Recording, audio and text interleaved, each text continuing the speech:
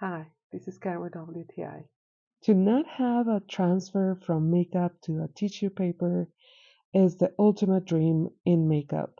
And that's why I'm in love with this Charlotte Tilbury setting spray. It's just really amazing the way it sets my makeup. I have not to worry about what is going to happen later on the day. But also, I love that it's so versatile. I can put it into my little brush and add any type of eyeshadow. Could be a powder shadow or just a pressed powder shadow. And look at this result. On the left, I have it without the Charlotte Tilbury, and on the right is with it.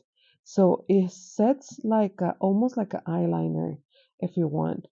That's why I love it because I can make my eyeshadow into an eyeliner. And that's my point of view.